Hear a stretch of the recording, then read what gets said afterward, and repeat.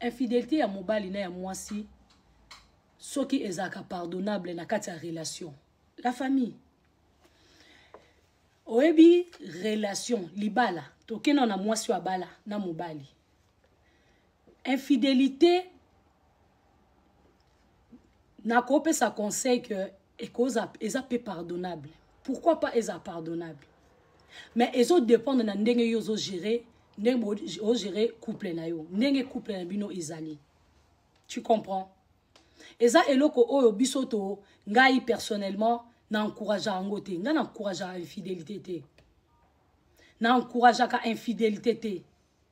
Mais soki mutu a sali infidélité une fois, pourquoi pas au pardonner? Tout ça bat. Soki komi ko koma a komi ko répéter encore plusieurs fois, wane komi likambo ya mutu ayebi eloko azo sala. Ayebi eza choix. Mais tout ça bat, oko pardonner infidélité pour une fois, pourquoi pas pardonner? Komi ko kome belé eza sous pardonnable été. Yo mutfo oye bandengo girango. Parce que mutu soka lingi a sale eloko lingi suka nango sala ata yo lobby. Donc il faut au manager. Eza na nombre autre oko pardonner infidélité te. Pour mutu suka na infidélité mbala moko aboyi na ye. Mutu musu na infidélité mbala mi bale misatu andimi ko limbisa. Mais moi personnellement na loba ka infidélité et cause le lo mo bana ko répéter c'est que oyebe loko sala. Siko pona nini mwasi asali yango a pardon ezate mama. Donc ceux qui mobali asali mobali mwasi azo limbisa. Maintenant e komara mobali azo koka ko limbisa mwasi na été. Parce que mobali akoka ko limbisa infidélité ya mwasi na été parce que mobali de nature aza égoïste. On tapote hein.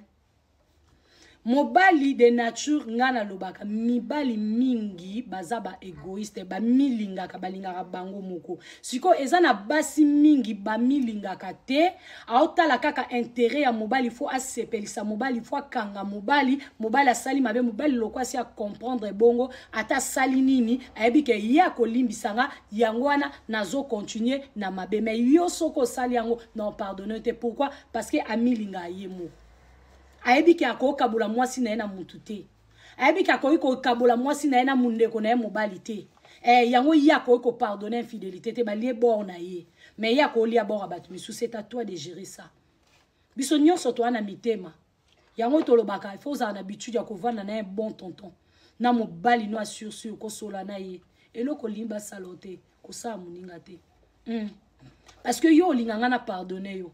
Mais lobby yo permettre te ke ngai na sala. Parce que moi si abonga na bondumba te, moi si aza mama, biso en général, tozaka basi motema munene, tozaka na komi kitisa, total ba intérêt, total raboye. Mais comment na ba moment moko boye, o mona ke mutu oyo azo sala infidélité makasi na limbisa. Zwa décision. Nga moko yango nazomona mobali infidèle pas si vraiment. C'est de ça qu'il s'agit. Voilà. Même si tu pardonnes, jamais tu seras la même personne. Et lorsque oh mibali ebele baye barate, on t'apporte l'écran s'il vous plaît. Mibali ebele la raboué. Mais comme on a ba moment moko boye, o mona ke mutu oyo azo sala infidélité makasi na limbisa. Zwa décision. Nga moko yango nazomona mobali infidèle pas si vraiment. C'est de ça qu'il s'agit. Voilà. Même si tu pardonnes, jamais tu seras la même personne. Et lorsque oh mibali ebele baye barate, on t'apporte l'écran s'il vous plaît. Mibali ebele baye barate, tant oiseau ça la infidélité ebele, azo longo la confiance na motema ya mwasi na ye. Mibali ebele babosa na que tant ozo blessé mwasi mingi na makambo infidélité, yo kanso zala yanki, yo kansake o vivre, mais o éviter partenaire na yo azo zala blessé. Et comme on a ba moment moi ça za suna ba guna yote. Même si bozane ensemble bo 500 autres bo ça la chuku, moi si on sentir yo li sousouté.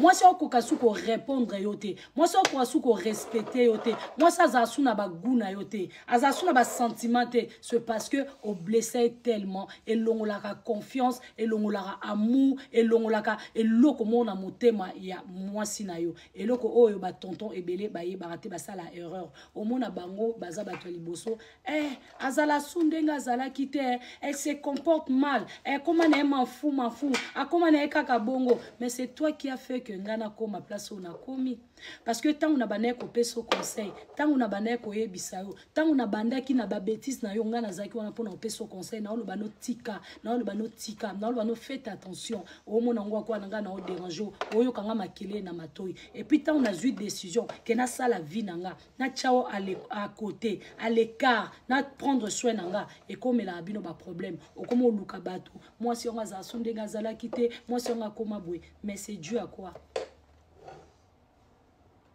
C'est dû à quoi? C'est dû à quoi? Infidélité et même à manque de respect, ma casse. La femme te voit comme rien. C'est ça. Vois puis question, Moussous.